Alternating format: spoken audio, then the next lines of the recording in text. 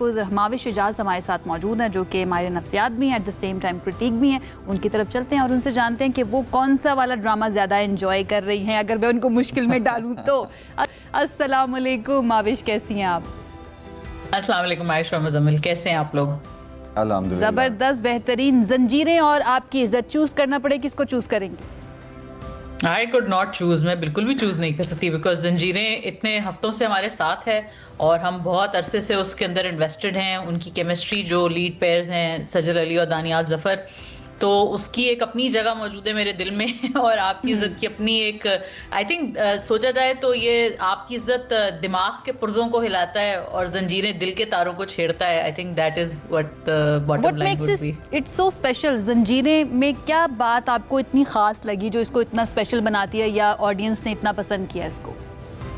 I think सबसे top पे तो सजल अली और दानियाल ज़फ़र की जो केमिस्ट्री है, सरबुलंद और रबिया की, जो जब से वो उनको पानी की टंकी से बाहर निकालते हैं उसके बाद से जो ड्रामा पिकअप किया है, तो वो एक अलग ही लेवल पे गया है। जिस तरह के एडिट्स उसने इंस्पायर किए हैं, जिस तरह के फैन मोमेंट्स पे वो चल रहा है, जितना लोग उनमें इन्वेस्टेड हैं, वो आप पाकिस्तानी ड्रामों की ताकत देखें कि लोग कहते हैं कि जी ग्राफिक वायलेंस या ग्राफिक हम चीज़ें दिखाएंगे, इंटीमेसी दिखाएंगे तो ही चीज़ चलेगी।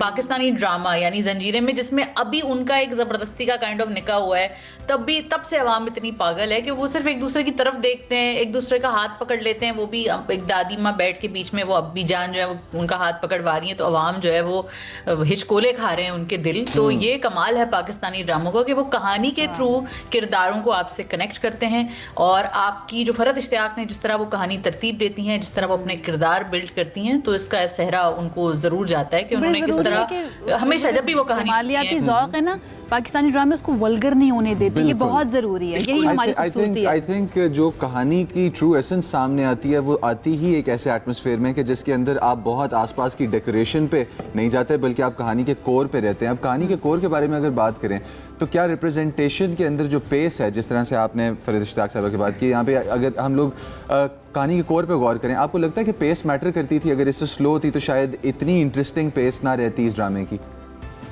नहीं, एक्चुअली पेस बेहतर हो सकती थी। कहानी में कुछ चीज़ें की स्पीड कहीं कहीं ऐसा लगता है कि यार इसको थोड़ा आगे जल्दी बढ़ा देते हैं, यहाँ पे हमें किरदार का ज़्यादा कुछ दिखाया जाता, या कुछ डायलॉग ऐसे मोमेंट्स हमें ज़्यादा अच्छे दिखाए जाते, तो वो आई थिंक कुछ बेहतरी हो सकती थी।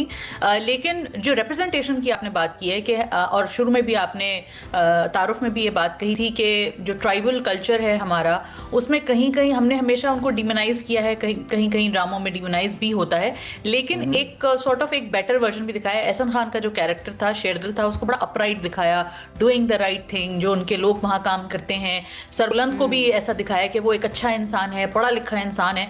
तो मेरे ख्याल से ये भी एक रिप्रेजेंटेशन के हवाले से एक अच्छी पॉजिटिव चीज़ दिखाई गई है जंजीरें में। जी अच्छा माविश, एक चीज़ जो बड़ी मुझे अच्छी लगी है, I am sure you agree with me, कि सज्जल का किरदार वो सिर्फ मासूमियत वाला नहीं है, उसके अंदर वो स्मार्टनेस भी मौजूद है कि अगर उसके साथ कोई गलत करने की कोशिश करेगा तो she knows how to give it back.